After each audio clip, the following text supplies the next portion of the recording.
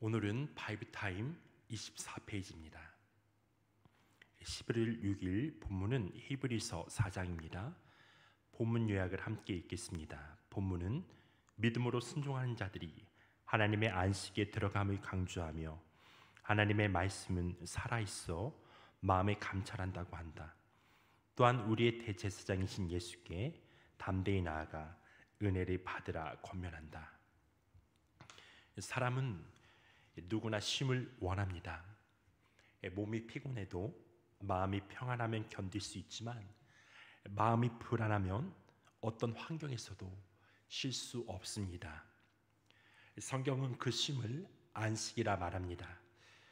그것은 단순히 일이 멈추는 시간이 아니라 하나님 안에서 누리는 깊은 평화고 그분의 품 안에서 이루어지는 신뢰의 쉼입니다.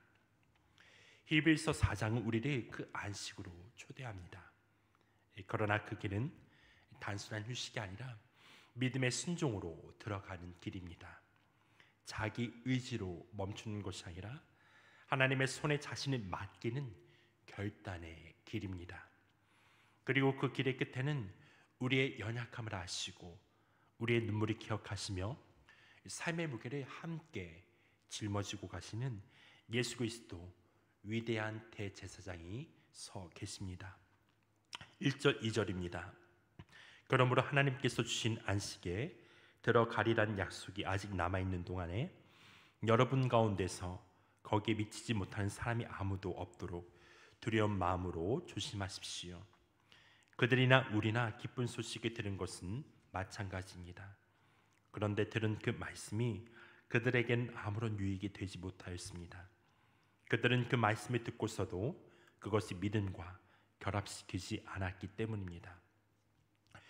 히브리서 기자는 앞선 장에서 경고했던 교훈을 이어받아 이제 그 말씀이 다시 우리에게 기고하고 있으며 새기고 있습니다. 이스라엘은 하나님의 약속을 들었지만 믿음으로 결합하지 못했습니다. 홍해를 건너고 만나를 먹고 불기둥을 따라가며 하나님의 기적을 경험했지만 결정적인 순간마다 불신과 두려움을 선택합니다. 그래서 결국 약속의 땅에 들어가지 못했죠. 하나님의 안식은 단순히 일이 없는 상태가 아닙니다. 그것은 하나님이 일하신다, 하나님께서 우리와 함께 있어 반드시 이 일을 성취하신다라는 그 믿음 속에서 누리는 평안입니다. 눈앞의 현실이 변하지 않아도 그분은 여전히 주권을 가지고 계시고 일하고 계심을 믿는 마음, 그것이 참된 쉼입니다. 3절 상반절입니다. 그러나 그 말씀을 믿은 우리는 안식에 들어갈 것입니다.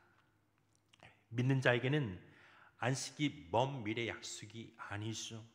지금 이 시간부터, 이 순간부터 시작되는 현실입니다. 믿음의 사람 약속의 땅을 밟기 전에 하나님의 말씀 위에 서는 사람입니다.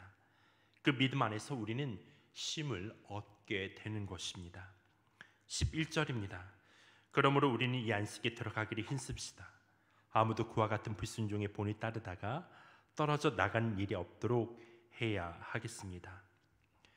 하나님이 주신 안식은 아무것도 하지 않는 게으름이 아니라 하나님을 신뢰하는 훈련이에요.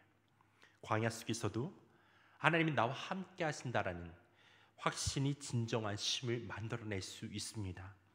안식은 믿음의 결실이며 믿음은 안식의 문으로 들어가는 열쇠입니다. 우리의 삶에도 광야와 같은 시간이 있죠. 계획이 막히고 미래가 보이지 않을 때가 있습니다. 그때 하나님은 우리를 훈련하세요. 멈춤 속에서 믿음의 쉼을 배우게 하십니다. 하나님은 우리가 결과보다 그런 관계를 보기를 원하세요. 일의 성취보다 하나님과의 신뢰 안에 머물기를 원하십니다. 불안 속에서도 하나님이 여전히 일하고 계심을 믿는 것, 그것이 바로 오늘 우리에게 주어진 안식의 훈련입니다. 하나님이 일하시니 우리는 그분 안에서 일하고 또한 쉴 수 있습니다. 눈에 보이지 않아도, 느껴지지 않아도 하나님은 지금도 우리 안에서 일하고 계신다라는 거죠. 그분은 말씀으로 우리의 마음을 어루만지세요. 무너진 믿음을 다시 세우시고 메마른 영혼의 밭에 새 생명의 씨를 심으십니다. 12절입니다. 하나님의 말씀은 살아있고 힘이 있어서 어떤 양날 칼보다도 더 날카롭습니다. 그래서 사람 속을 꿰뚫어 혼과 영을 갈라내고 관절과 골수를 갈라놓기까지 하며 마음에 품은 생각과 의도를 밝혀냅니다. 하나님의 말씀은 살아있습니다. 그분의 말씀은 단순한 문자나 기록이 아니라 지금 이 순간에도 우리의 마음을 움직이고 영혼을 깨우는 살아있는 생명의 말씀입니다. 그 말씀은 우리의 깊은 내면에 비추는 빛이죠. 겉모습이 아니라 내 안의 교만과 불신, 두려움과 상처를 그 말씀을 통해 비추고 계세요. 우리가 감추어둔 마음의 어두운 구석까지 찾아가 분명하게 말씀하세요. 13절입니다. 하나님 앞에는 아무 피조물도 숨겨진 것이 없고 모든 것이 그의 눈앞에 벌거숭이로 드러나 있습니다. 우리는 그의 앞에 모든 것을 드러내 놓아야 합니다. 하나님은 우리의 중심을 보십니다. 그 앞에 숨길 수 있는 것은 아무것도 없습니다. 하지만 그 시선은 정죄의 시선이 아니에요. 그분은 드러내심으로써 고치시고 밝히심으로써 새롭게 하신다라는 것을, 진리의 빛 가운데 우리 어둠이 드러나게 될 때 그분의 사랑은 그것을 덮으세요. 새롭게 하시고 우리의 삶이 온전히 하나님 주님과 같은 형상으로 변화할 수 있도록 은혜를 허락하시는 거죠. 특별히 우리 마음속에 있는 아픔과 상처들이 있어요. 여러분, 그것이 만약 덮일 때 드러내지 않고 계속해서 우리 안에 남아있을 때 이렇게 골마 터지게 되죠. 썩지만은 그것이 드러나게 될 때 온전한 치유함을 받게 되어집니다. 사단 원수마귀는 그것을 바라보면서 정죄하고 수치감을 가져다 주지만은 우리 하나님 아버지께서는 예수 그리스도의 그 말씀을 통해서 드러내시고 치유와 회복을 가져다주는 치유의 말씀, 능력의 말씀으로 나타나게 되는 거죠. 여러분, 우리 마음속 깊은 곳에 하나님께서는 그 생명의 씨앗, 그 말씀을 심기를 원하십니다. 그래서 말씀 앞에 설 때 두려움 대신 평안이, 절망 대신 회복이 시작되는 것을 믿고 날마다 말씀 앞에 나가는 우리 모두가 되기를 주님의 이름으로 축원합니다. 하나님의 말씀은 우리를 새롭게 해요. 그 말씀은 때로 우리를 불편하게 할 수 있습니다. 그러나 그 불편함이 바로 회복의 통로입니다. 말씀은 우리의 마음을 흔들어 깨우고 거짓된 평안을 벗겨버리고 참된 쉼의 자리로 이끌어갑니다.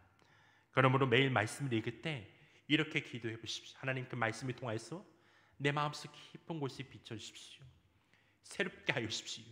마음과 뜻과 힘을 다해 주님을 사랑함으로 주와 함께 동행하는 삶이 되기를 원합니다라고 고백해 보십시오. 그 기도가 우리의 영혼을 살립니다. 그 기도를 통해 하나님은 우리의 어두운 부분들을 덮지 않고 그것을 드러내어 새롭게 하심으로 말미암아 그 위에 새 생명을 심으세요. 그리고 중요한 건 뭐냐면 그 말씀은 바로 한 분을 가리키고 있죠. 14절입니다. 그러나 우리에게는 하늘에 계신 올라가신 위대한 대제사장이신 하나님의 아들 예수가 계십니다. 그러므로 우리의 신앙 고백을 굳게 지킵시다. 예수님은 하늘과 땅에 있는 참 대제사장이십니다. 구약의 제사장은 해마다 짐승의 피를 가지고 나아가야 했어요. 그 피로 백성의 죄를 덮었지만 예수님은 자신의 피로 단번에 그리고 영원히 속죄를 이루셨습니다. 그분은 더 이상 반복된 제사를 드리지 않으십니다. 한 번의 희생으로 영원한 구원을 완성하셨다라는 거예요. 15절입니다. 우리의 대제사장은 우리의 연약함을 동정하지 못하시는 분이 아닙니다. 그는 모든 점에서 우리와 마찬가지로 시험을 받으셨지만 죄는 없으십니다. 예수님은 인간의 고통을 단지 이해하신 분이 아니라 우리처럼 직접 겪으신 분이세요. 그분은 배고픔을 느끼셨고 외로움에 울기도 하셨고 사랑했던 제자에게 배신당했던 그런 기억, 고통이 있으셨던 분이세요. 그분은 시험을 당하셨으나 죄를 짓지 않으셨습니다. 그래서 우리의 연약함을 아시되 그것에 놀라지 또한 눌리지 않게 하십니다. 그분은 우리를 정죄하지 않으시고 연약한 가운데서도 우리를 품으세요. 16절입니다. 그러므로 우리는 담대하게 은혜의 보좌로 나아가시다. 그리하여 우리가 자비를 받고 은혜를 입어서 제때에 주시는 도움을 받도록 합시다. 그분은 우리의 실패를 아시고 우리가 무너질 때 외면하지 않으십니다. 가장 필요한 순간에 가장 알맞은 은혜로 우리를 도우세요.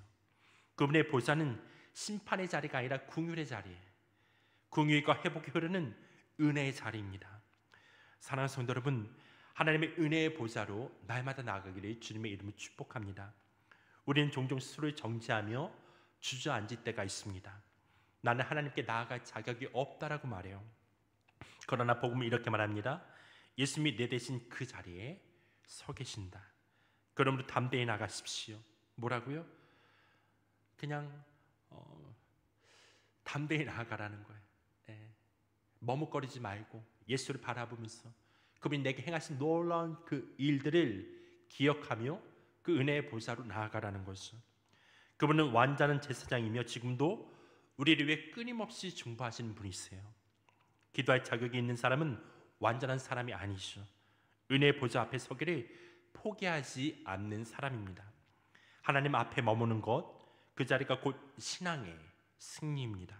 그것을 우리는 정죄 대신 은혜를, 두려움 대신 평안을 경험하게 되는 것이죠. 사랑하는 성도 여러분, 하나님의 안식은 먼 미래의 약속이 아닙니다. 그것은 지금 예수 그리스도 안에서 우리가 누릴 수 있는 현실입니다. 그분은 우리의 위대한 대제사장이십니다. 우리를 대신해서 하나님 앞에 서 계세요. 우리가 넘어지고 흔들릴 때에도 그분은 우리를 포기하지 않으십니다. 그분은 우리의 실패를 끝으로 보지 않으세요. 오히려 그 실패의 자리에서 새로운 은혜를 시작하십니다. 예수 그리스도 안에서 모든 실패는 새로운 시작으로 바뀔 수가 있습니다. 그러므로 낙심하지 마십시오. 두려움 속에서도 죄의 그림자 속에서도 그분 앞에 담대히 나가십시오. 그분의 손에는 못자국이 있음. 그 상처는 우리를 잊지 않으시는 사랑의 흔적이고 우리의 연약함을 기억하는 자비의 표시입니다. 그 못자국이 바로 우리를 안식으로 이끄는 문입니다. 그러므로 우리는 담대하게 은혜의 보좌로 나아갈 수가 있다는 거예요. 그것이 참된 쉼의 자리입니다. 세상의 어떤 평안보다 우리 영혼이 깊이 쉴 수 있는 곳이죠. 그곳에서 우리는 다시 치유되고 회복되고 살아날 수가 있습니다. 하나님 안에서, 예수 그리스도 안에서 오늘도 우리는 쉼을 얻을 수가 있습니다. 오늘도 하나님의 안식 가운데 들어가 주와 함께 동행하는 우리 모두가 되기를 주님의 이름으로 축원합니다. 이 시간 제가 기도하고 계속해서 개인 기도하는 시간을 갖겠습니다. 하나님, 우리가 예수 그리스도 안에서 참된 평안, 쉼을 누리기를 원합니다. 세상이 주는 평안이 아니라 바로 예수께 속한 그 평안, 그 쉼을 우리가 누리며 나아가는 삶이 될 수 있도록 믿음에 믿음을 더하여 주십시오. 하나님께서 지금도 일하신다는 그 믿음 가운데 하나님, 주와 함께 동행하게 하여 주시고 계속해서 하나님께서 일하시는 것들을 우리가 믿음으로 바라보면서 우리의 발걸음을 옮겨갈 수 있도록 은혜 허락하시기를 간절히 기도합니다. 하나님, 또한 특별히 우리가 이 쉼을 누리지 못함으로 자기가 하나님처럼 되고자 하는 마음이 없기를 원합니다. 하나님께서 일하시기 때문에 우리가 쉴 수 있는 거고 그 믿음 안에서 계속해서 주의 역사를 이뤄갈 수가 있습니다.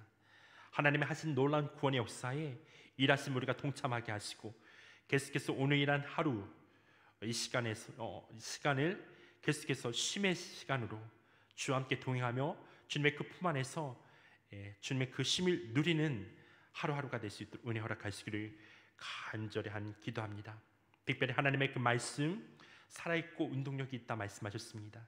하나님의 말씀을 읽고 묵상할 때마다 우리 마음속 깊은 곳에 하나님 빛이 비춰지게 하시고 어둠들이 떠나가게 하시고 참된 평안과 생의 말씀에 심긴 바 되어서 우리의 삶이 풍성한 열매로 또한 맺어질 수 있도록 하나님께 영광 돌리는 삶이 될 수 있도록 은혜를 베풀어 주옵소서. 오늘 이 아침에도 하나님의 얼굴을 구하며 기도 하나님의 백성들 주님의 품에서 그 쉼 안에서 주님께 간구한 시간 될 수 있도록 성령 하나님 역사하여 주옵소서. 이 시간 주님 앞에 의탁하오며 예수님의 이름으로 기도했습니다.